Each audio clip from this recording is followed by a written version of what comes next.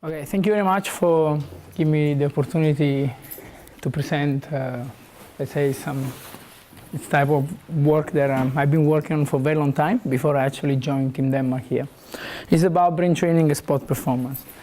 This was part of my background when I was studying in UK, where I was focusing on, while I was very interested in the sport performance from a physical perspective, I started having also a lot of interest in sport performance from a brain perspective. So basically, what happens in the brain when you get tired, and if this can, in a way, has an effect on physical performance first, and then on actually more specific sport performance. So this is actually an article came up a few days ago on the New Scientist. This is come from the research groups that I used to work with. I'm still working a little bit. It's about how you could use probably brain training to smash world records, in particular in the marathon. It was very interesting just to show up there is attracting a lot of attention worldwide.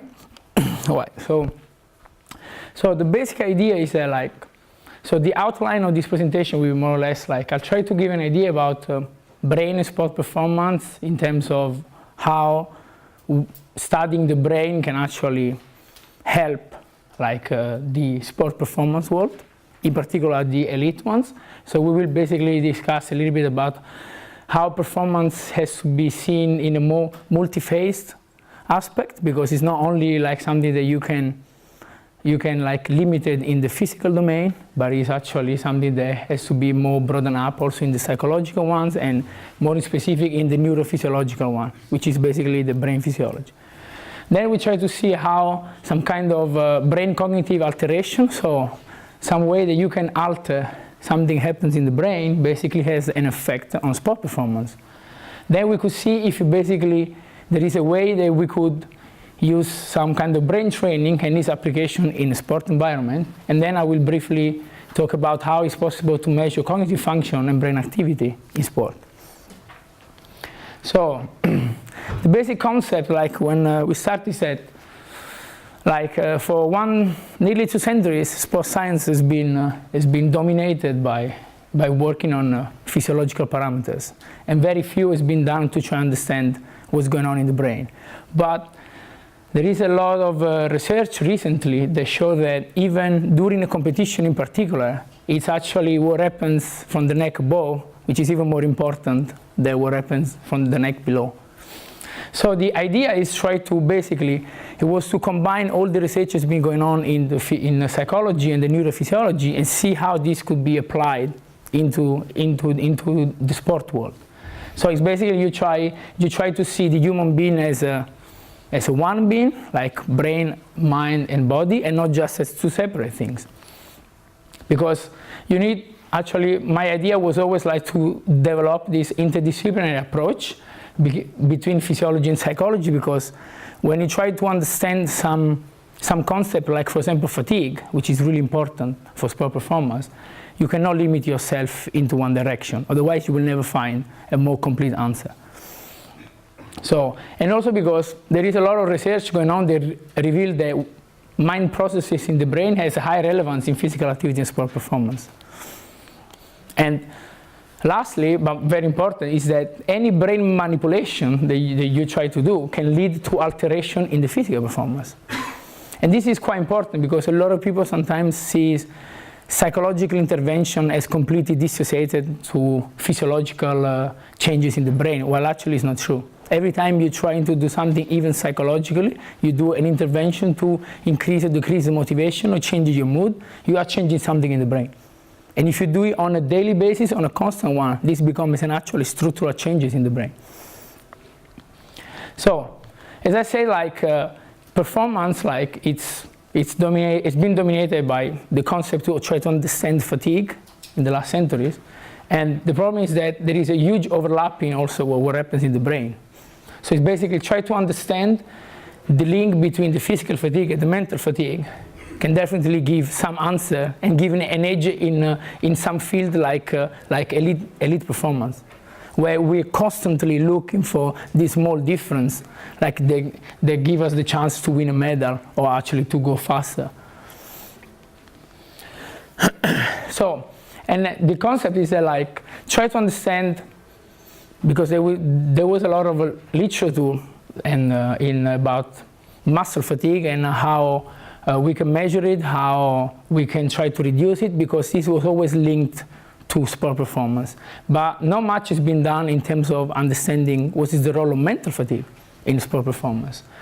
So mental fatigue is basically like, it's a psychobiological, this is just the definition. It's basically, it's a state caused by prolonged demanding cognitive activity. There can be anything, can also be working all day. And it's always characterized by this subjective feeling of tiredness, lack of energy. So if you try to engage yourself in your work, for example, if you try to do a data entry for 8 hours non-stop, you'll probably be mentally tired. And while muscle fatigue instead, like it's been always defined in a physiological perspective as this decline in the capacity of the muscle to generate force, okay? And this could be peripheral or could be central, okay? It's just important to give some definition, so because these two concepts will cross each other very often. So, why is it important to study the brain to understand sport performance? Yeah, because there have been a lot of studies that now show that you can change something in the brain without changing anything in your body, and your performance change. So apparently it means that there is something up here that in a way or in the other can regulate, like the physical exercise, and in our case, the sport performance. So, I want just to give some brief examples. So this is, I think, it's important to catch at least the attention of people on why there is a lot of attention now on brain studies for sport performance.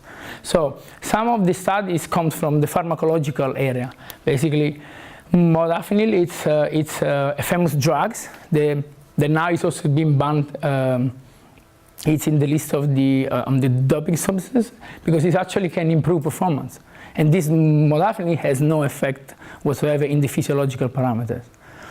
So another one, it's speed. Actually, there's been a very extensive research about how the Second World War, the German military were using speed, these drugs, to keep them awake more, even after long days sleep deprived. And the good thing was that even when they were sleep deprived, with these drugs, they were able to perform as if they were fresh. So the reaction time didn't change, their ability to make decisions was still very sharp. Or you can use, like nowadays, what is probably the most common, one of the most common ergogenic aids is caffeine. But caffeine, I can never use it as an example of performance enhancer in the brain, because he has also very small effect in the muscle, and this is where all the physiologists always say, but caffeine can also have an effect in your muscle. So what about brain manipulation? So when we talk about brain manipulation, it means that you try to alter something in the brain, either like actually physiologically, actually by doing something like from a physiological perspective, or you can alter like the brain by doing something psychologically. So if you do a mood induction like psychologists do and try to having people in a bad mood and in a good mood, you're actually doing a brain manipulation. So for brain manipulation, like there is many ways that you could try to do. So you have mental fatigue, so you can make the subject mentally tired, and this is actually brain manipulation because this is changing something. You can use hypnotic manipulation because there have been a lot of studies showing that you can use this type of manipulation in the brain, and it actually has an effect on performance. Actually has an effect on a lot of things. Sleep deprivation is a brain manipulation. This is quite important because every time people talk about, oh, I'm in a bad mood, oh, I'm sleep deprived, and no one has ever think that it's actually a brain manipulation, but it's a brain manipulation. Because it can be seen in people that have been like under sleep deprivation for a very long period, even years. You can actually see that their brain structures is completely different. Soldiers has a completely different structure, also because of this type of intervention. Okay? So, and also it goes like, in a way or in the other, like if you increase the social incentive, or maybe you give money, you're changing motivation, you're doing a brain manipulation. And all this stuff can actually have an effect on performance without any changes in the physiological parameters. So this is why now there is a lot of interest in studying like what's going on in the brain. Otherwise, probably sport performance, sport scientists wouldn't be that interested. So, and lastly, just important to notice that this few research going on in the last 15 years, they also show that in certain typology of exercise, like muscle fatigue is not always a limiting factor.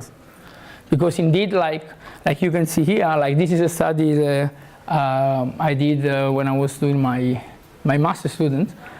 Basically, they show how people that were constant cycling and a certain power here, and then we were asking as soon as they finished, they were exhausted, they couldn't pedal anymore. They asked them straight after to do a 5 seconds all out exercise to show how much power they got left. And basically this is the gap between what they were cycling when they were at exhaustion and what they can produce 1 second after. So basically this is simply to show that muscle fatigue was not what was limiting this type of exercise. And this is on cycling. This study is being like reproduced as well, like with more complex measurement, and the result is still the same. The power produced, so this is before you engage into this cycling test. This is the power at the cycling test, and this is what you could produce straight after, actually with no recovery at the same RPM. Okay, so some people might wonder, so why those guys stop if they could pedal more? Yeah. So same things is like, it's like this is a pattern that show basically what happens when you are sleep deprived in reaction time. So basically those guys that were doing this test when they needed to respond to a stimulus as fast as they can. And when you average the stimuli at certain hours of the day, you can see how basically this is actually the reaction time reversed. So basically you can see how the speed at which they can respond, it goes lower and slower and slower, the more tired they are, okay? And this is actually, it's a sign of cognitive, impaired cognitive function, okay? And this is quite important because if you have some of the athletes, they might have a bad night sleeping, and they need to engage in a type of sport where decision making and reaction time is important. Like there might be a high chance that they might not perform at the best. So basically, like all this, I try to give an example of how all those small hints will tell you that it's quite important actually to look on those parameters. I would like to show now few data of some studies that I did in the past to show how, for example, one of the manipulations that I use is mental fatigue. It actually has an effect on physical performance in different sports. Actually, in cycling, in running, and in team sports, and in both in amateur category people and also in professional athletes. So, what was interesting as well is that so when you have mental fatigue, there is a lot of things that actually changes. So your ability to be attentive, your attention is decreased, your reaction time is decreased, your decision-making process are altered as well, so you're not able to make the right decision and make them very fast. And also your ability to focus and to concentrate, it's reduced. So this is just some example. Okay? So, same things like how mental fatigue has an effect on psychological factor. Imagine when you sleep deprived. What is one of the most common symptoms when you sleep deprived, apart that you're tired? You are in a bad mood. Your motivation in engaging in anything, it's very low. And your perceived ability, this is a very interesting concept. Your perceived ability is basically how good you think you are in doing something. So you say okay, I'm good in doing my job, blah, blah, and you have this kind of self-esteem thing. When you're mentally tired, this parameter is going down. It means that you doubt more about your ability to actually perform a task. So imagine, for example, when you are really mentally tired during a competition, like you are by the end of competition in your second and third sets in table tennis or in badminton, or you are in the second half in a basketball, and you start to be really tired. And basically what happens is am I really be able to cope and to stay and to stay on my strategy, or should I change my strategy because maybe I'm not good enough? This is probably a common problem that happens in athletes. So, saying this one very quickly, say like I said before, like I can stress the point that you can change something psychologically, like you say, okay, people are mentally tired, but what happens in the brain? And this is also quite important, because you can always target any psychological behaviors into like changes in the brain. In this case, people that are mentally tired, apparently, they share like certain area. I'm not going to go in details what it is, but it's quite important to show that there is a way to measure it. There is some area of the brain associated to when you're mentally tired. And interesting, what is very interesting is that those areas of the brain are activated either you're mentally tired from a cognitive task, or you are mentally tired from a physical task. So you go out for a run 1.5 hours and you're tired, those are the same area activated. So that's why there is a huge overlapping. So basically it means that when you're physically tired, it can impair your cognitive function. When you're mentally tired, it can impair your physical activity, okay? And same things can be done for certain like neurotransmitters, which are some kind of particles that are in the brain. They basically, as soon as they increase or decrease the amount in the brain, you start seeing certain changes. So bad mood, good mood, you're sleepy, you are awake. There's always dictated also by the amount of these neurotransmitters. Okay? It's just important that you have an idea that this is stuff that can be measured, because then you can apply, if you know a little bit of this neurophysiology, you can also apply some nutritional intervention. So, what about mental fatigue in sport? My colleagues will kill me because they've seen this 20 times. Okay, so it's quite important to understand, like, this is quite famous professor say, like, sport is actually a very demanding activity, and people sometimes underrating how much cognitive demanding being a sportsman is. That's why I think it's very important, like, not only doing some research, but try to apply the research that is there into the sport environment is something that can become crucial in order, like, to enhance the performance or to achieve more successful results during the Olympic Games, like this. So, and sport can be mentally tiring, because once you play, it's not only physical, but it actually can be mentally tiring, because you need to focus, you need to do a lot of cognitive skills. For example, like, it can be like, because it's time demands, you have to have commitment to training session, concern about optimizing your training, prevent stressors, exercise sensation. So it's basically like, if you imagine the life of a sportsman, that can be actually cognitive demanding. To stick on a schedule, to decide that you cannot eat this, you cannot eat this, that you need to sleep a certain time, that you need to wake up. This is actually has an effect, and it actually has an effect on your brain structures. So, or you can always see that there are always external sources for mental fatigue. So traveling around, be jet lagged, okay, or doing some interview, maybe when you're tired and you don't want. This is all sources for you to be mentally tired. So let's see, like, some data about the effect of mental fatigue on actually related sport performance. There is always a lot of evidence that I call anecdotal, because it's difficult to actually quantify. But there is a lot of people that have experienced this mental fatigue impairing, like, the performance of some athletes. Like the golfer, like McIlroy, like, or the Manchester City, mentally tired after the draw. So same things like Barcelona and Argentina coach believes Lionel Messi is fighting to overcome a case of mental fatigue.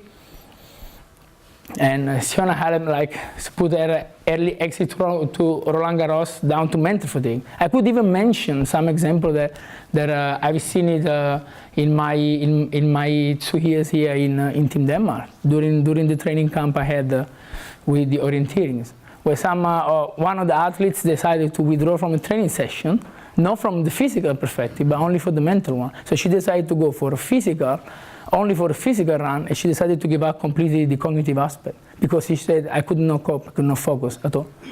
This is an example of how you're mentally tired. Okay, so back very quickly. So few studies that I've been running in my research group, and then they've also been done.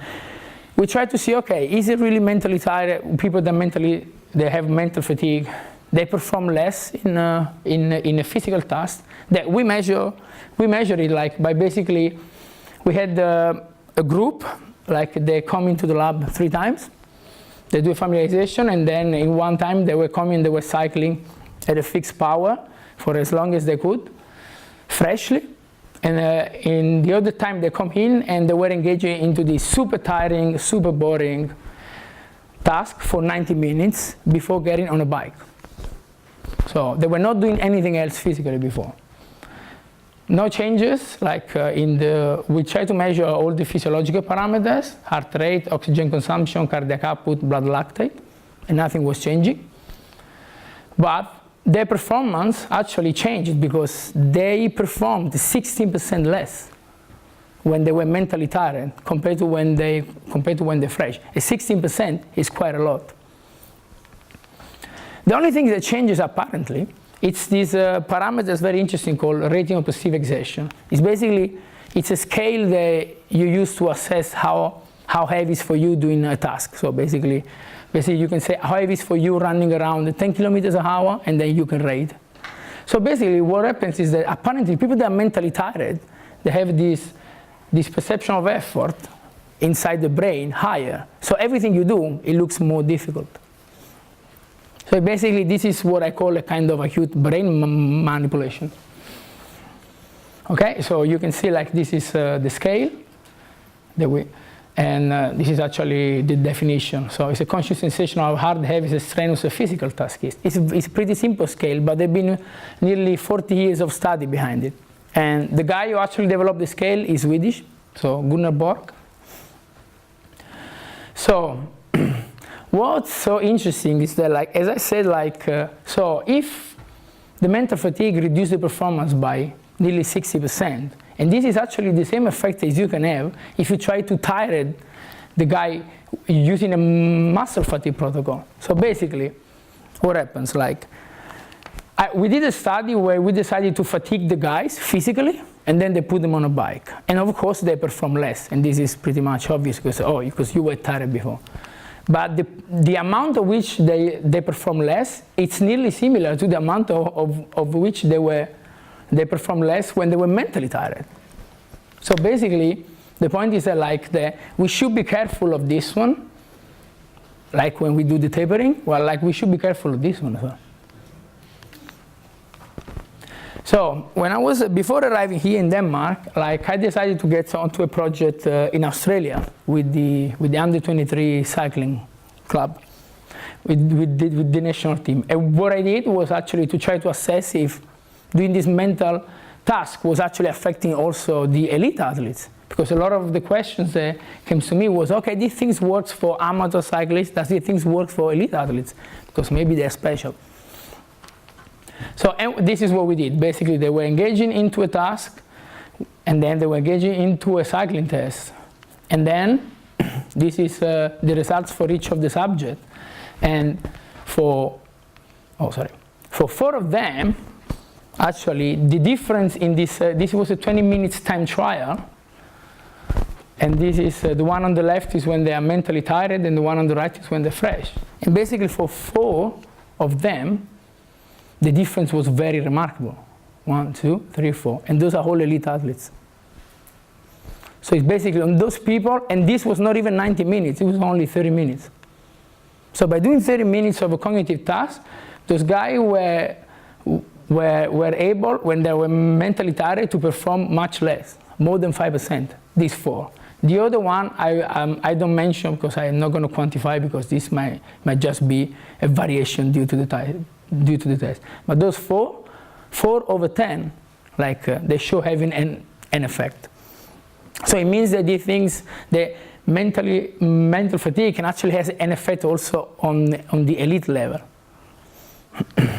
So what about football? Because there's been a lot of evidence also in football on how muscle fatigue has an effect on physical performance and football performance, how mental fatigue has an effect on both on the cognitive aspect of the football and on the physical one as well. And there is several studies done, and this actually is quite worldwide. It's many research groups that have been working on it. But some studies was exactly to try to see, okay, does mental fatigue affect performance in soccer in a simulated match? So what they did was basically they create this kind of task where they ask the football players to run. This is like walk, jog, run, fast run, sprint. So they were doing those blocks of running in order to simulate a real match. When you run, you stop, you run faster, you run slower. And basically what happens is that the people who were mentally tired, overall, they run less. The overall velocity at which they were run was lower. So it's basically, if you're mentally tired and you engage into a match, it's not only that probably your ability to pass and to shoot, it's decreased, but also actually your speed, it is. And this could be due because probably those guys, they feel more mentally tired, and maybe because they feel this perception of effort higher, they think that they're running, but for them it's too tiring. And that's why it's lower. And of course, the RPE is different, because the people that are mentally tired show an RPE higher compared to the people in the control. So RPE is the rate of perceived exertion, okay? Same things for another study where they just changed the test. They use a yo-yo test, and still again, the distance covered when you're mentally tired is lower. And with no really difference in the heart rate, but again, there is a difference in the rate of perceived exertion. So those people basically, when they're mentally tired, for them doing this effort, it costs more because they feel it more effort for doing the same thing.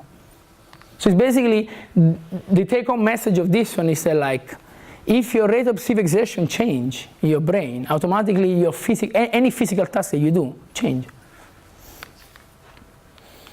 And same things when they try to do the mental fatigue in a kind of technical performance, like they try this passing and shooting test.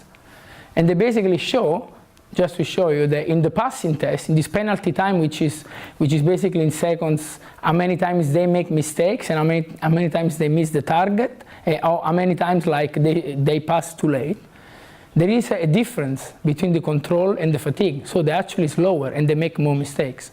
Same things for the shot speed, which is lower, and how many points they can get per shot.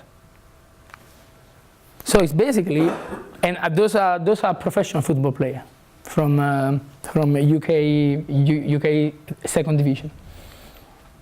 Okay?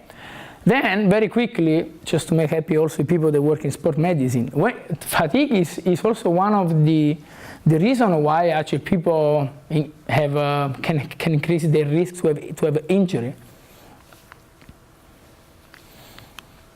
And again, like this is a very interesting one, because this is sure that when you're mentally tired and you have a certain change in mood, your ability to control yourself is actually lower. So the more you stress, the more your ability to control yourself from behavior that you would like to do, but you cannot do, it changes. And apparently, probably Zidane in 2006, he was very tired. I guess so. That's because you need a lot of. The problem is that you really need a lot of you really need a lot of self-control for not doing something that you want to do. Like in this case, punch Materazzi. I think he was right to do. Okay. So, time is now 33. He was Italian. Yeah, exactly. Makes sense, you know. Exactly. So, basically now the question is, are you still follow? You want to ask me a question now before I change into a new session, or you want to get a coffee? Let me know, because this is stuff that is quite new in general. So I just would like the people ask questions if they want, or if just they want a break, just let me know. Okay. Anyway, let's carry on. So what can we do about it? So, and this is where it takes place. So, well, one of the first things is like, okay, you want to decrease your mental fatigue or you want something, sleep well, avoid mentally draining activity before competition. Now there is some studies here that show how poor sleep is common prior to major competition in Australian athletes.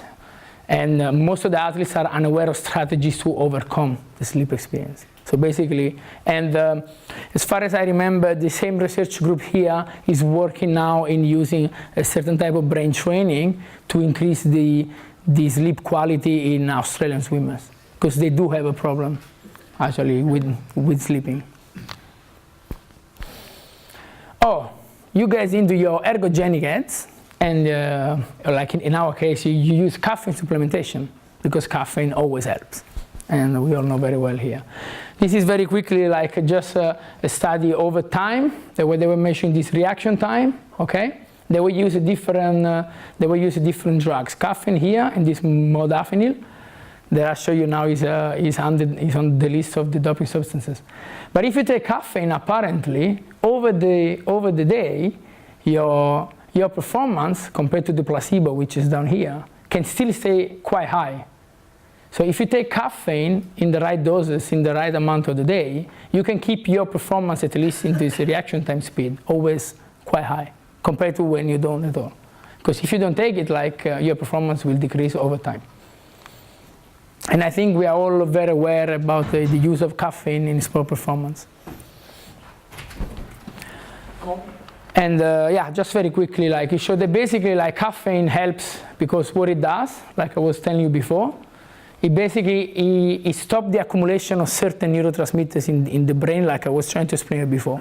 Basically what happens is that when you take caffeine, the accumulation of this neurotransmitter called adenosine, like it cannot happen, which means that you will not feel sleepy. So now, this is not to show you something that goes very in detail in science, but this is just to give you an idea that if you know something about the process in the brain, you can choose the right supplementation and why you use it, okay? And this is also another study that we did to prove that basically like when you take caffeine, either you do an exercise fresh or you do it mentally tired. There is no difference. So basically if you take caffeine, this kills completely the negative effect of mental fatigue. Actually, it was quite a lot of caffeine. It was 500 milligrams. Okay. So now the question is like, can the brain be trained as the body? So can we actually do something on top of what we already do with the athletes, like to train them better, or maybe to train them to be able to like sustain even when they're mentally tired?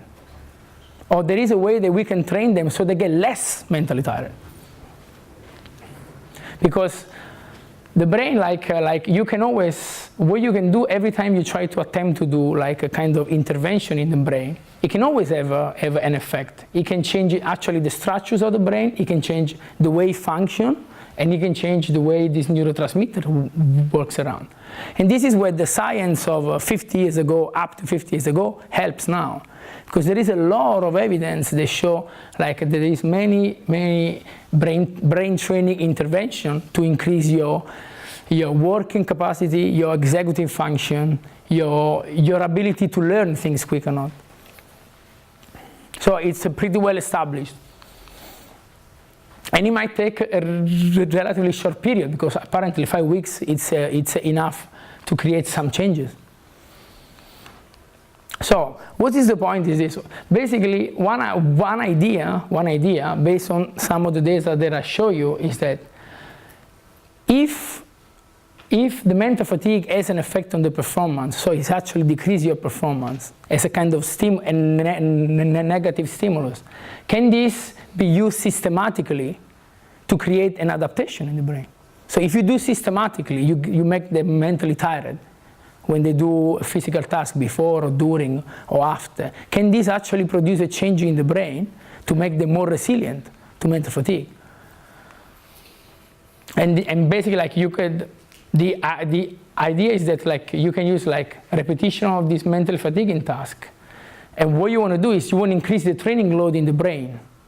So it's like some people sometimes say like the athletes, they train a lot physically, and definitely this is also has an effect on the brain, because there is some studies that show that they can tolerate better pain because they're used to train a lot. So there is actually something in the brain is already happened when you train every day, 3 hours, 4 hours a day. The point is, can we do something more? if you compare a marathon runner to a orienteering runner or a soccer football player, you could argue that in orienteering and in soccer there are some technical aspects, some tactical aspects you need to deal with during the game, whereas in the marathon run it's not. Yes. Of course you can argue there are stuff going on there, but maybe not as on the same level. Yeah. So is there is both sports, do they benefit equally from working with the brain, or would you say some sports are more? Well, this depends, because you can benefit from certain type of brain training because you want to increase their ability to either make decisions, to react faster, you know, and this would more like be the domain of those team sports. But like I showed you before, you could use this training to get your brain, you know, no, it's not to focus, it's to have your brain be more resilient when you get tired, which means that what it could be expected, or maybe it can be expected, is that like if they do this training, they could probably run the marathon, and at a certain point, their perception of effort might go a little bit lower after the training, and this might give them an edge of some seconds, minutes maybe, I don't know. But so the point is that like the brain training, you could use it specifically to increase like a cognitive function, but you could also use it just to overload your brain and expect an adaptation so that like they RP over the 42 kilometers maybe is a little bit lower. And look, and it might change a lot if you feel a little bit better at the same speed. Okay? And now a lot of people will argue, it's very interesting because they say like, but the marathon runners, like the 5K runners, they run at the anaerobic threshold, this is there. If you pass the threshold, you accumulate lactate, so it's a physiological aspect. And definitely like there is, this is an important parameter to take into account. But then I argue again, what about I give them the modafinil, I give them the speed, which alters only something in the brain. Why those people go faster? So there is only one explanation, is that probably they haven't reached this fully capacity or limit, and they could go a little bit more. Because there is always, actually this, the study I showed you about the muscle fatigue and all the evidence also in animals show that the muscle capacity is never reached by human performance. Because this will probably be too risky and will be life-threatening. Okay? So the idea is that basically you can use some brain training to reduce perception of effort. And you can increase, for example, endurance performance in this case. But if you target the brain training for a more technical aspect, you can increase the cognitive aspect of the sport as well. Because in the football players, in the studies I showed you before, not only the shooting test and the passing test was decreased, but also the overall speed was decreased. Okay? May I carry on? Exactly. Okay, so what's the idea? The idea is the same one that we know, like basically this is the line of the general adaptation to recovery to supercompensation. This is the basic of training for everyone. So what about you can do this? So why the brain shouldn't be acting as a muscle? There is no reason why it shouldn't, and it actually doesn't. Basically, like you can induce a stimulus who makes them tired, or a training period, and then you can give them a recovery and see if the brain adapts even better. And if it does, maybe we might see something different happens. So, from effective training to adaptation. Okay, so now I'll show you we did a study to try to prove this concept when I was researching in UK, and I was working funded by the military services. Because in the military, I was also very interested in the sport performance related aspect. So what we did is we decided, okay, can this brain training work? Give it a try. So we get 2 groups to come and training in our labs 3 times a week for like 12 weeks. One group was only cycling, and the other group was cycling and engaging into this cognitive task during the cycling. Okay? We did some pre-test, some VO2 max, some time, and some cycling at the exhaustion test here. Don't bother about the foot patrol because I cannot show you the data. Then we had the mid-test, then we had the post-test. And in the middle, we had those training, okay? So then what happens? This is what happens. That basically, after the training, when I was measuring only the VO2 max, so basically only the physiological capacity, both groups, they were increasing because of the training, with no difference. But then when you ask the subjects to engage into a different type of task, like this task, it's pretty simple, because it's a fixed load that you need to cycle for as long as you can. So it has very few about tactical things. It just says about your perception of effort, your motivation, or your ability to stay on the bike more.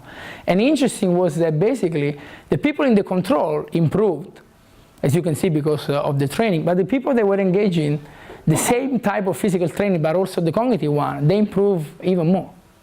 So they were able to perform even better, with actually quite remarkable difference. This is only the improvement in the control, and this is the improvement in the people doing the cognitive side. Then of course, I wouldn't expect any of this if you try to reproduce this with athletes, because the athletes are more constant in their performance, and this is a type of test that probably it can give you a much big gap. But for us, it's not important how small it can be, because it can be also 1-2%. That's all we need, because this is the difference is 60% of improvement. Okay. So what happens? Of course, what happens that basically this RPE that this specific exertion, it changes. Because the people they were engaging into the brain training, because they had the supercompensation, apparently now they feel at the same load, they feel less. And if they feel less, they last longer compared to the control. So, and yes, so this is just to give an idea, because what I decided to do is basically, those are all the 17 subjects that were doing the cognitive training. The one I highlight, this is the line, okay? Imagine this is the line of which the average of the control group. So everything that goes above, it means that those people have performed better than the people in the control. So I want to highlight 1, 2, 3, 4, 5, 6, 7, because those are the subjects they are the closest to be athletes. The other because the level was very, very variable, so we could have people that were not super fit from people that were very fit. So 1, 2, 3, 4, 5, 6, 7 are people that are very fit. People that engage into sport 4 or 5 times a week for more than 10 years. 1, 2, and they're not all of them, but this guy improved, this is the same, this is improved, this is improved, this is improved, this is improved, this is improved. So either it works or not for everyone, we don't know. But for sure, on some people it works, and also some athletes. So it is worth a try. Same things, very quickly to show that the study before, we did it where they were doing the cognitive aspect and the physical training together at the same time.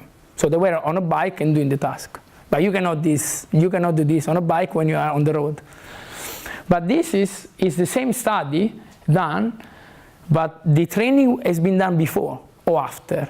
So in any time of the day, separated by the physical training. And still, the people performs a little bit better into the brain training group compared to into control. This was 6 weeks, where they were doing 5 times a week, 30 minutes, 45, 60. This is quite a lot. So only basically by what I say, playing video games, apparently those people can cycle faster. Okay, so some consideration for more is basically this can be effective in improving performance. Okay, because you can combine it with the traditional physical training. This is in healthy, active males. This is a lot of research in this. A little bit of research is now done with the elite athletes, and a lot of research on elite athletes is being doing now. So I know because I keep track of my other colleagues around the world, and actually. So the Australians are doing, the English are doing it, the Americans are doing it. So the interesting thing is that basically you can give to the athletes new training stimuli. to do, because this is actually a pretty new concept. And you can increase a training load, at least from the cognitive aspect, without overloading them in the musculoskeletal system. Because sometimes you could probably reach the same effect from a cognitive perspective if the athletes would train more. But we have a limit at which they can train, because we need to prevent them to have injuries, or we need to prevent them to go in overtraining. And another actually interesting thing, and probably it could be used in injured athletes that cannot do any physical training to keep up at least with their cognitive ability. This is just some consideration on this. So, what are all the types of brain training? Because this is really important, because I've been working in a few of them, because the one I show you is not the only one that you can do it. So another very interesting one that it's worth it to mention is this mindfulness meditation that now is going on everywhere. It's going on because there is a lot of evidence, at least, that in some aspect, like improve your focus, your concentration, some aspect improve your ability to relax. But now there is also a little bit of interest in how this kind of meditation, this mindfulness, can help even people the cycle of the running a marathon to go better in their performance. And in my perspective, if you do like a training with this kind of strategies, the point is that you are inducing also some structural changes in the brain. And if you go and dig into the literature around, you find out that people have been done some studies on a professional BMX rider in United States. They found out that the people engaging into a meditation course for like 4 weeks, they show a different structures and activity in the brain in the same area that I showed you before, that are the one related to mental fatigue. So basically, we are targeting the same area of the brain. And this one will produce actually an effect, a behavioral effect, which means a physical performance effect. And this is why now there is a lot going on in this one. Besides the fact that you can use it for relaxation, you can use it to focus more, you can use to have your mind to wander less around, and you can stay more attentive on a task. Then there is a lot of also other brain training. If you increase your working memory, your executive function, your decision-making process. So there is a lot of now going on here, and there is a lot of devices that you can use to do only cognitive training or cognitive physical training to become faster and faster in making decisions and in making actually the right one. So reducing the error rate of the amount of decisions you need to take. And this can work very well in team sports. And this is where you cannot train them anymore physically, but you would like them to train more into the cognitive aspect. So how to be faster in choosing where to go, how to be fast in choosing who to pass the balls. And you can do it, because while they cannot train more physically to avoid that they go in overtraining, maybe we can do a little bit more mentally. Could you try to read what is the most effective way, like from my point of view, mindfulness is kind of low intensity brain work, where the other one is kind of the high intensity, or you're overloading the brain, while mindfulness is kind of underloading. Yes. The best example that I can give about the difference between the mindfulness and the training before with the mental fatigue is the example I can give about swimming. So how you can improve a swimmer performance? You have 2 ways. You can either increase the power of the muscle to push more, or you can reduce the drag they have in the water. So in my opinion, what you can do here is that you either increase the power producing the muscle by overloading your brain and seek for this adaptation, or you can use the mindfulness to try to make your brain more efficient working. Because what you do sometimes here is that a lot of problems that comes here is that if you're running a marathon, or if you're running something, and then your mind is full of thoughts of everything. Oh, I need to do this, that, or I feel tired, or it's painful, is this one. What happens? Is that the activation that your brain is getting in overactivation in certain area. And the more it's activated, and the more you get both mentally tired, and your perception of effort change. But if there is a way you can reduce the overall activity of the brain, you might also reduce this negative effect of the mental fatigue. And this is why mindfulness now, it can become very, very interesting, because it can make your brain work more efficient. And this is the difference between the two, at least. So, could you give a practical example of how a brain training session could look like? Okay, so I'll come there if you give me a second. So application of brain training. Great. Okay, so how can we apply this brain training? Okay, so one way that I say is like basically you can use it as a pre-fatigue method. So you can do your cognitive training by side your physical one. So like not at the same time, but in a different time. Another one instead is that you could actually do in brain endurance training in an interval training method. So basically you have your duration, your intensity, you have a warm up, you have a work, rest, work, rest, work, rest, cool down. What about you could do the training here? Why they have a rest? They engage into the cognitive aspect. So then they will work, and when they rest, basically what happens is they rest only physically, but they never rest mentally. So this probably will make them very tired at the end of the session. Okay, and this is actually one way that you could put like the brain training into the training session. If this is always sport dependent, depends on the type of sport you do. So if you are a cyclist, like it might be more difficult, but not impossible. Because you could here you could basically go for a cycling and using an auditory stimuli in your ear. You can still do it. Yeah. So what will you do if you're an orienteering runner? What will you do in the rest in the break? Yeah, I would try to find like a typology of task that basically boosts the decision-making process and the cognitive and the executive function, which is also their ability to execute a movement, and you need to take decision after it.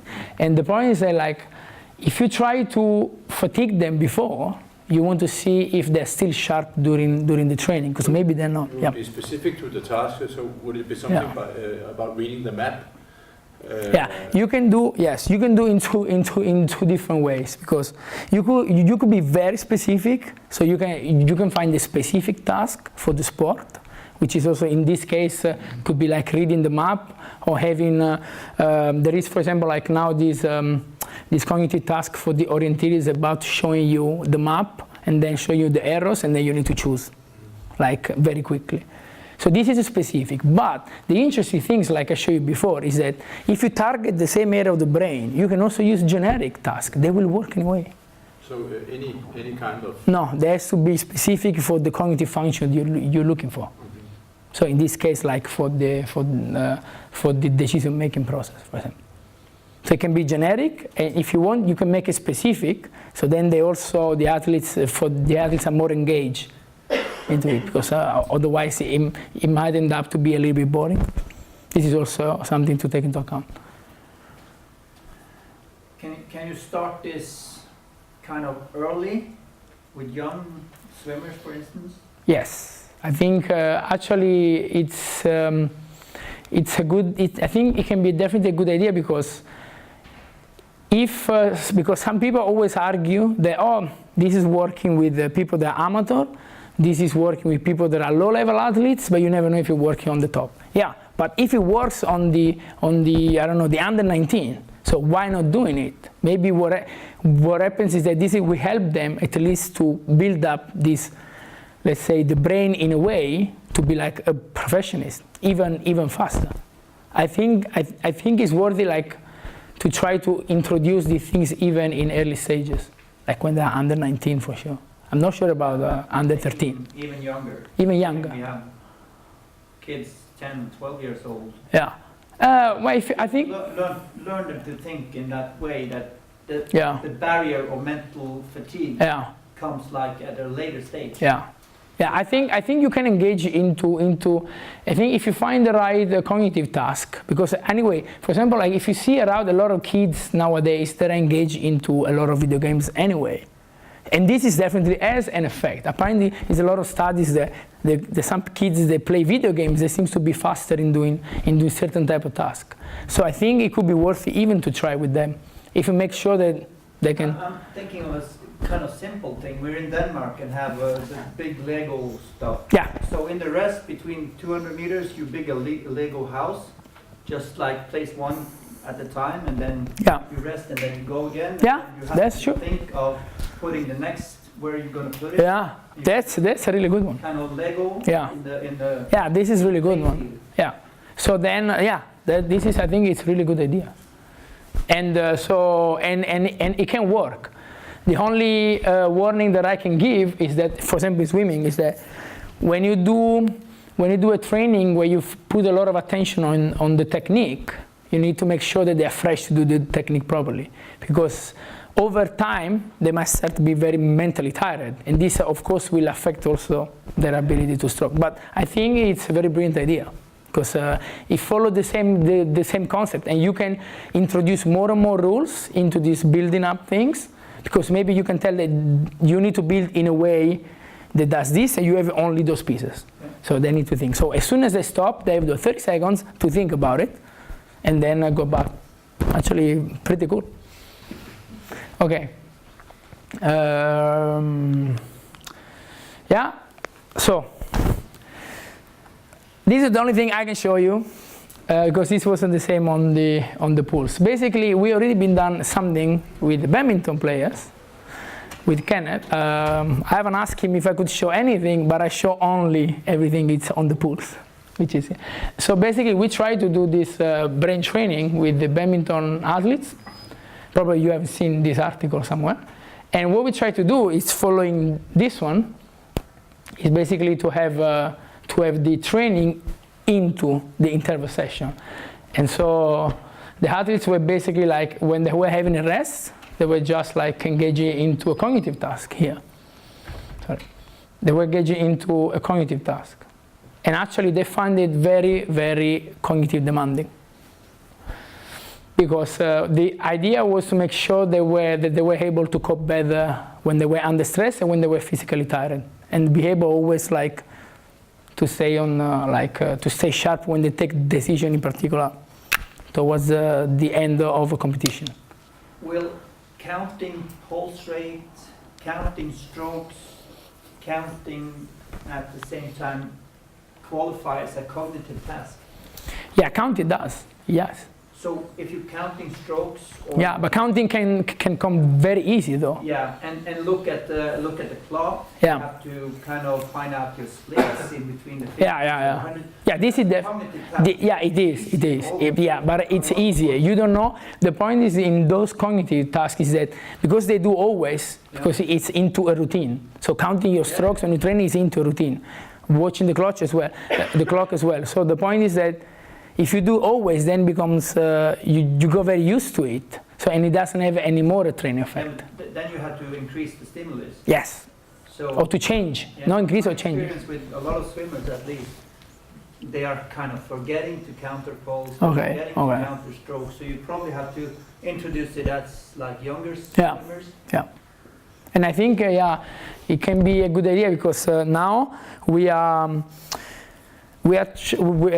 know that a group in Italy is trying to do this brain training with some cyclists, some professional cyclists.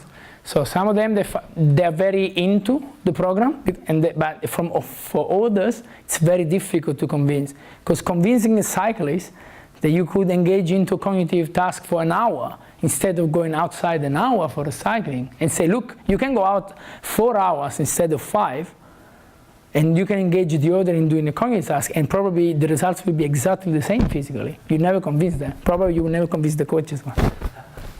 But because part of the training that the cyclists do on a bike, it's a very low intensity, and it doesn't produce any effect.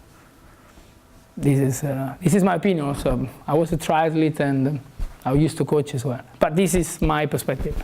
So, but this can be something that you can at least propose. Some people are into it because they feel like that. Some athletes as well, they feel like they can gain. Some others, they feel like they don't.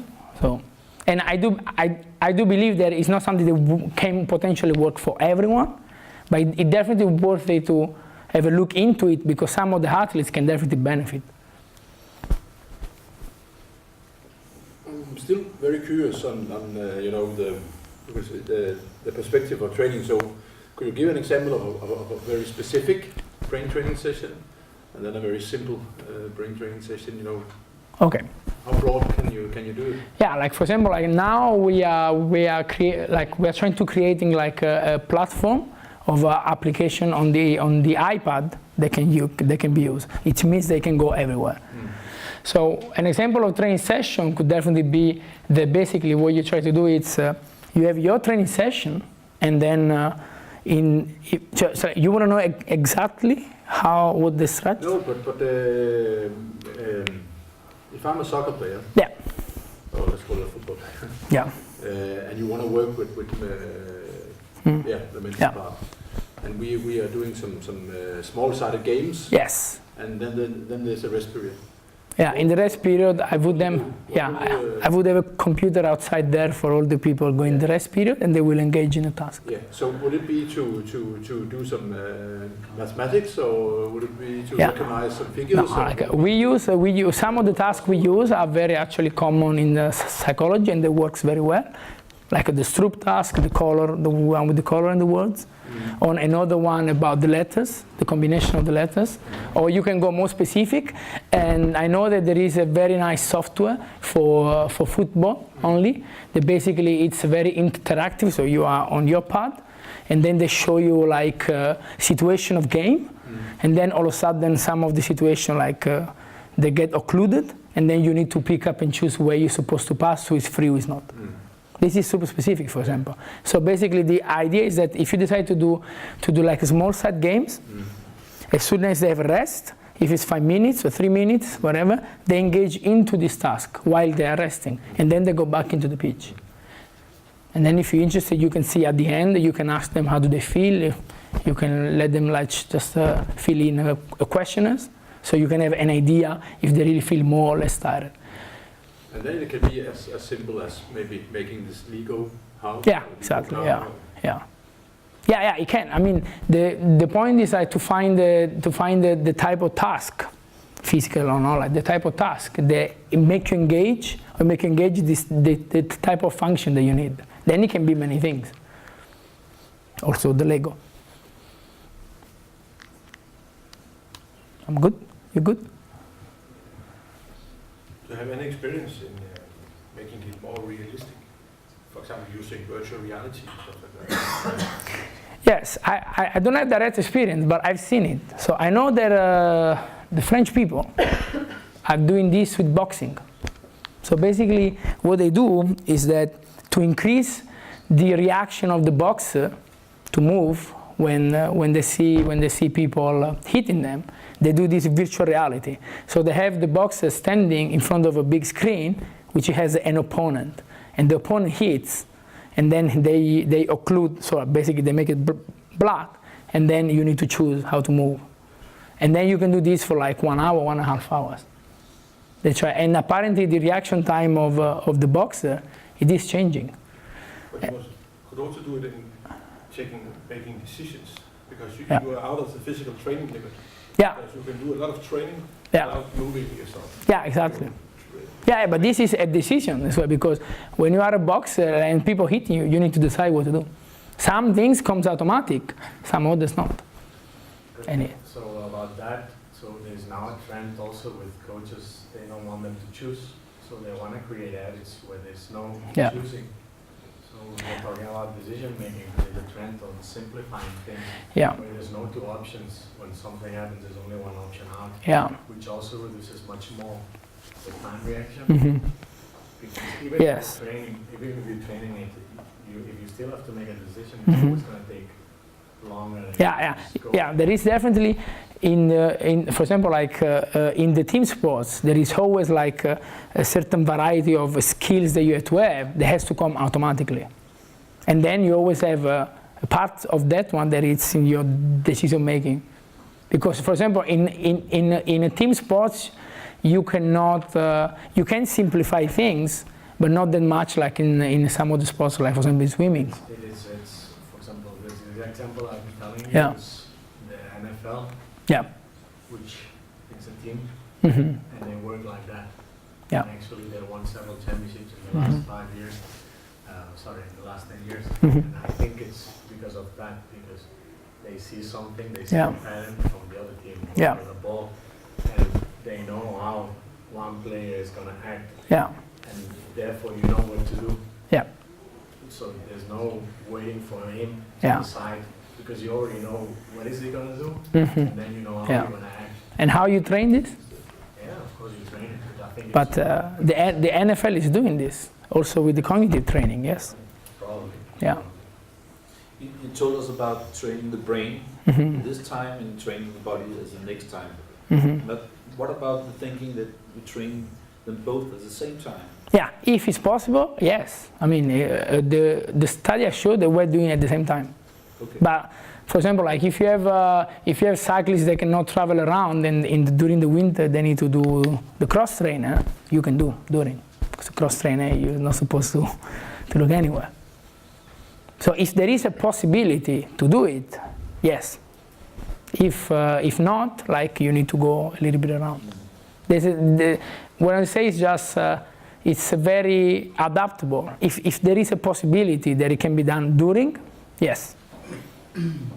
This adaptation, like the stimuli that you're applying should come like, now you said 5 weeks and then probably 3 times a week. Yeah. If this cyclist is training on a roller for 1 day a week, Mhm. and then next week not, and then maybe next week again, so if you kind of doing the session 2 Yeah. months, will you still have an...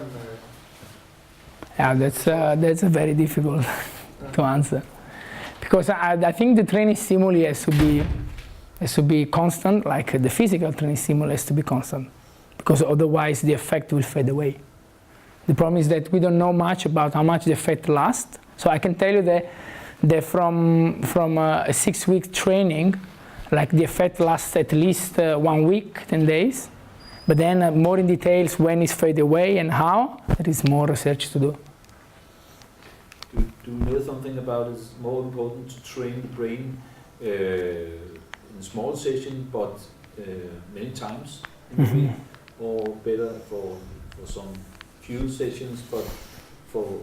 Well, if you want, I think the point is that like, if you want to overload it, I think a small session will not be enough. Because for example, your attention span can stay for a while, if you want 5 minutes, 10 minutes. So for you, it's not mentally demanding much. But then if I ask you to do this for 40 minutes, it starts to be mentally demanding, and this is where the effect comes. So that's, if I should suggest, I should probably go for the longer session, lesser time a week than actually, because a small session might have the, unless it's into a training session that you know that when they're engaging into physically, so their brain is already processing something, and then they stop, and then they do this one, so your brain is still working. Then it works because on the overall, your brain has been working for 1.5 hours. But if you decide to do this away from the training, from the physical training, like at home, okay, Walter, can I do this task at home for 5 minutes, 20 times a week? I would say no. Do it like do it for half an hour, but 3 times a week, because the point is that to create the adaptation, it has to be mentally demanding. It's a little bit like the soldiers use sleep deprivation as a training, and it actually works. But How do you know when it's enough, or how can you measure that? So yeah. the problem is, I'm going to put you Mhm. an example. We have kids who wake up at 5 o'clock in the morning. Yeah. They train 5:45 to 7:30. They start school at 8. They Mhm. go eat school till 2 o'clock.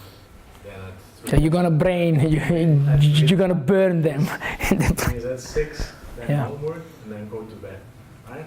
Yeah. So we start introducing that also into practice. Mhm. I think there's a big risk of burnout. Or, Yeah. You know, like And how do you measure it so you can also improve it? Because you are making like you are putting together the physical performance with the mental performance. Yeah.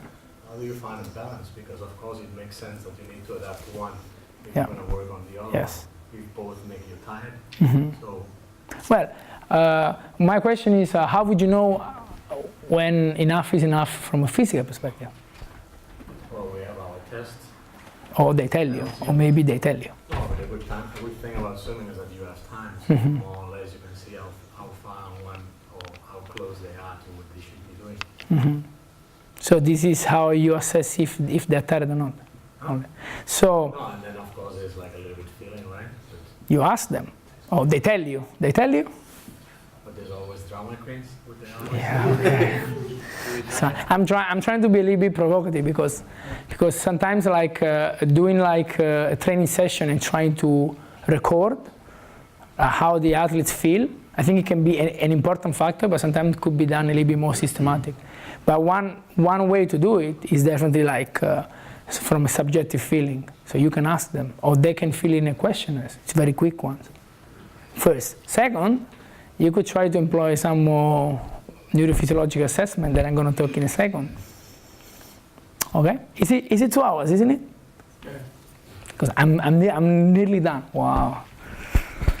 Okay? So, okay. I'll carry on. So, measuring brain activity. So, apparently people precede me every time. Okay, so now the interesting thing is like, okay, it's like give you an idea that this brain training actually could potentially work, but can we really measuring, apart from seeing the performance and see what the athletes tell us, can we actually measure something of this? Can we measure the progress, or can we measure the effect in the brain? Yeah, because we can. We can, thanks also because to the technology that nowadays allow us to do this, and probably in 5 years will be even easier, in 10 will be super easy. I expect probably when I was sitting a couple of years ago, like in a round table with a few of my colleagues, and we were talking about what would be the turn point from which neurophysiological assessment will hit completely into the sport world, and we say that it was Tokyo 2020. So from Tokyo on, this stuff will be normal stuff, because the technology will be so cheap and so easy to put on, then actually everyone will actually give it a go. So there is a lot of tools we can use to measure brain activity. Some are very complex or very expensive, some are very simple and very cheap. So we could use like EEG, electroencephalography, which basically it measures brain electrical activity. So you put a cap on, you have electrodes, and it measures the electrical activity. You could use like neuroimaging, which is basically you get into the scan, and the scanner measure not only the change in the brain structures, but it can also measure your brain activity.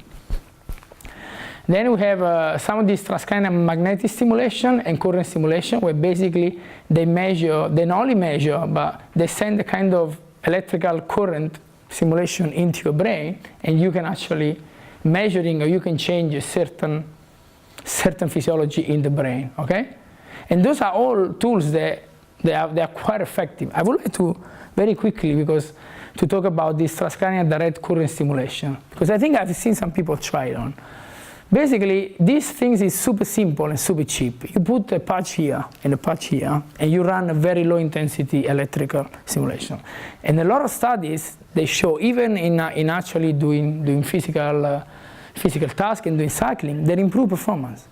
Because apparently, they change something in the brain that helps them to perform better. They even improve your ability to produce power isometrically. So, and when I was in Australia, like I was trying to give it a go with the track cycling coach. Say like, what about we try to give this one for 20 minutes before the athletes hit on the track? Because probably they will go faster, according to the literature. But it's because we don't have a lot of evidence about long-term effect, we cannot do it ethically. But the point is still there, it's still important like to keep a look at that. There are some tools that you can use that actually can be like can be handy, or it's important always to keep an eye on, because now very soon we could even talk about neurodoping. Very simple. Yeah. So this is some of the tools. So this is EEG, I was telling you. This is EEG. This is the MRI scanner. This is the TDCS, this transcranial direct current stimulation. This thing costs like 300 krona. Okay, just to let you know. And apparently there is also a lot of study there. You could use this away from the training away, and it actually improves your ability to learn quicker things. So what would be interesting, that you can use those neurophysiological tools to try to quantify some of the psychological states, because this is also a question that's been going on. Like, is there a way we can quantify our psychological states, or quantify mental fatigue, quantify mood states? Can we maybe detect if some people are in fatigue syndrome or in overreaching? Can we detect the sleeping quality or monitoring the recovery? Yes, we can. Actually, there is a lot of research now they're trying. And there is a lot of research where it works very well with the mood states, into the mental fatigue, where there's also a lot of parameters that can be checked. And this is a way you can basically doing this kind of monitoring of the athletes. One way you can monitor your athletes is always ask them how effortful it is to do a certain type of exercise. Like Olaf says that you use how far away they are from the best time they can do. You could also use a fixed speed, even a little bit lower, and you could ask them how effortful it is for you run at the speed. The reason is because if you look at people who have overtraining syndrome, basically if you ask them to run in a speed where they were used to be very comfortable, now all of a sudden becomes very difficult. And this also could be a very simple assessment. Also because literature has been very poor in finding out actually the real reason why people have chronic fatigue syndrome, or people have a fatigue syndrome, even athletes, and then they stay off from competition for like 1.5 years. So one way you could use like those super simplified portable EEG, also very cheap, to detect like certain waves in the brain which are correlated with tension, depression, anger, vigor, fatigue, confusion. And this is something that is going on here now. I think I've been in contact. Some of the golfers now they are trying to test those new focus band, which is a very simple EEG with only 2 electrodes in front, and then it measures already some kind of activity, and it's related to the ability of the golfer to focus or not. So this is just very quickly to show, it's a mindfulness project I did very quickly when I was in Australia, to show how basically I was having one athlete doing a kind of mindfulness session after she was very, let's say, very upset. And basically, this is the level of tiredness before and after the mindfulness session, which was decreased. This is the level of relaxation, which was increased. And if you look at some of parameters of this, basically like this is the changing in some electrodes of this EEG, you could see how basically from when she was here, like very upset, and like when basically it's going down, this is 1 minute, 2 minutes, 3 minutes, 4 minutes where she was doing the mindfulness, and this is a period that's at rest after. So you can correlate very well with this, your psychological feelings, so like your mood states, with some of the psychophysiological measurement. And yeah, so what about EEG fatigue? This is something that we're actually working now, because we do have an EEG wireless here. And we're trying to do some to use it and to see how can we use it like with athletes. So, but there is a lot of biomarkers that you could check using the EEG. So, just very quickly to show, you have some ratio of some electrodes here in your frontal area, which is a biomarker of fatigue. You have a theta and a alpha band, which are also all the band of all the electrodes that are an index of deteriorating of cognitive performance. You have a cortical reactivity as well, which is another index that tells you when the task you are doing is get very mentally demanding. And other like biomarkers like this engagement index.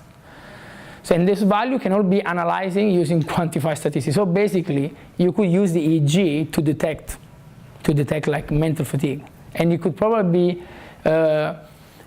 be used like to answer to Olaf, to have this feedback to see how much is how much, also using the cognitive training.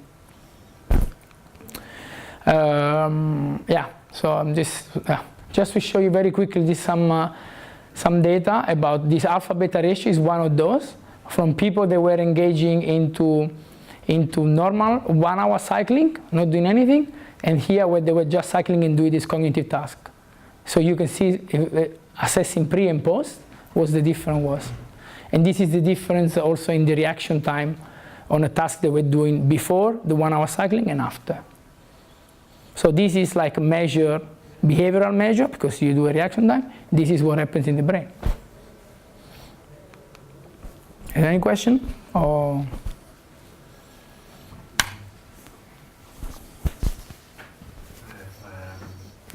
so how does all this, so because I think that we tend to sometimes make the mistake of confusing maybe the fatigue and not being trained enough on the brains with the motivation. Okay, we tend to say, well, if you're not pushing here or you're not doing this as much as you could, because we have seen you do better other times.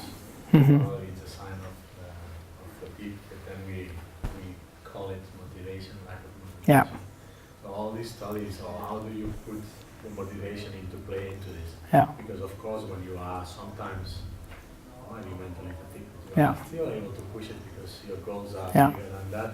Mm. And then the other athletes, which sadly enough, they have lost a little bit of motivation. They keep doing it because of that. Because yeah, that's yeah. How does that play into this Yeah. study? Okay, so it's a shame I don't have this graph. So it's basically I can answer like from there is one of the theory that we use to measure the engagement of people into not only physical activity but also into sport performance is that like we believe that we've been talking a lot about this perception of effort. Okay, so if your perception of effort changes, this dictates also your sport performance in a way or in the other. It's a very interesting question because like I always refer to two parameters that you can modulate that actually can change the performance if we exclude all the physiological ones. And one is the effort and the other is the motivation, like you say. It's very difficult though nowadays to actually quantify how motivated people are. Like, well, actually, it's easy to quantify their perception of effort. But for sure, how motivated you are to achieve a task has also an effect on the perception of effort of the task you're doing. Because all of a sudden, you feel better.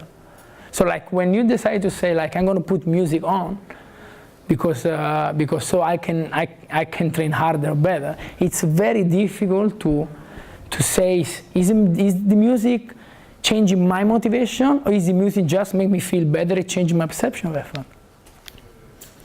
But so also yeah, to ask you just like the brain training tasks yeah, that you might give them, doesn't it change the results or the output depending on if it's a fun task or a boring one? Because I understand that you lose attention if it becomes a little bit boring and mechanical, but if it's something that it keeps you more or less, like you mentioned games before, yeah. probably it allows you to also do the next task better. Yeah, this is also, though it's very important to understand that the border between fun and boring, it's very fine because those tasks, the more are boring, the better it is. Because the whole point of some of those tasks, in particular the one where you want to overload your brain, is that you need to focus on something that is very boring. And you need to do it. And this is because sometimes if the task is very fun, your level of engagement is different, and for you it becomes a little bit less effortful. While the point is actually that the task has to be as effortful as possible. Of course, if you make it too boring, you risk that the guy, like, they have a drop in performance. But that's what you want to see, is them being able to cope more and more like more minutes, or if you increase the difficulty of the task more and more. Being the task always very boring, because this is how it is. The idea, like, it's pretty simple, because there is if you imagine like people, if you are on diet, you are on a heavy diet, like, and you have a cake in front of you that you love it, and you cannot eat it, I can tell you this is already a cognitive task for you. And you are, and it's a very engaging one for your self-control.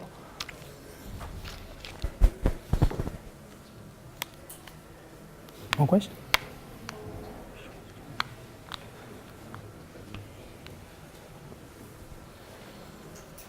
So Yep. it sounds like it's the only way forward is some kind of self-punishing exercise. Is the only way to improve your cognitive. No, you can modulate in a way that you're not going to have only this one. But for example, like one good way is that when you do the task, the feedback comes very often, so athletes can be challenged from the feedback.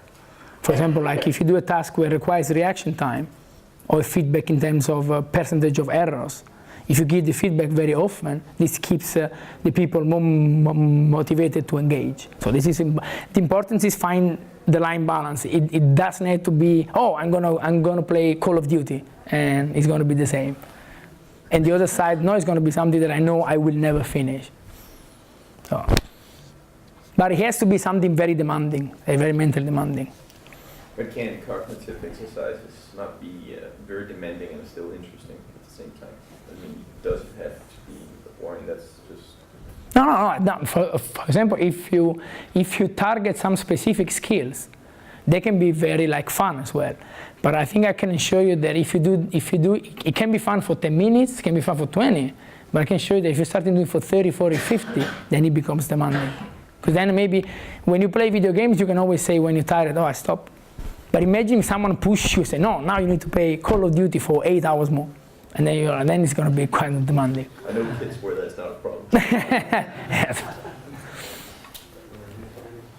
I understand, so I like it a lot. I still don't see how we can apply it ourselves, like maybe with the tools we have, or I'm not sure. So what I'm now asking myself is, if we are starting to work a little bit on the brain training, I need to sacrifice probably a little bit of quality in the physiological part. But you can also doing, for example, the cognitive training after the physical one. So you are not sacrificing the quality exactly of your training, but you're still overloading your brain, for example. This is one way. Another way, this is a good question, because you say, what should I sacrifice for the training or not? But this could be the same things to say, like how many interventions you can give to an athlete that you know they work, but then at the end of the day you decide some of them, but you don't go for all of them, because you need to try to choose which one you think will give you a better edge. But do you always know exactly which one it is? No. Sometimes you say, okay, we go for this ergogenic edge, but we could do also this, we could also this type of training, we could do this, but you cannot do everything. So the point is actually to find which one of these heads or these helps. It gives you much more benefits to each singular athlete. So, for example, I show you the chart with the 10 elite cyclists. So if I do a cognitive test on this way, and some of the athletes, they don't find any problem even when they're mentally tired, I wouldn't target those ones. But I had 4 guys where their performance was reduced by 6%. That's a lot. And those are guys that are 20 minutes time trial at 16 kilometers. So those are not like amateur people. So I think it's always like, you need to find like how much each athlete would benefit for this one, and it's not easy, of course. But this is what we always face every day when we decide which ergogenic heads to use or what, because there's a lot. But we need to choose. Yeah, I just want to comment on that. Walter mentioned briefly the badminton project that we did last year prior to the World Championships, and one of the biggest concerns for the coaches was that we didn't want to. within that we don't want to miss anything physiological. So because of that, we measure duration, intensity, like all the hardware, all the physiological aspects we measured in order to make sure that we didn't miss out anything on that. And we compared that to the last year, and it's exactly the same for all athletes, both in terms of intensity and duration. And that was actually, even though we wanted to have in between the breaks, they had the cognitive tasks. Yeah. So we maintained the physiological load, but we just increased the cognitive load. So a good way probably would be to periodization. Periodize, so yeah. Parts of the season where might not be so important, maybe was more. Yeah. Yes.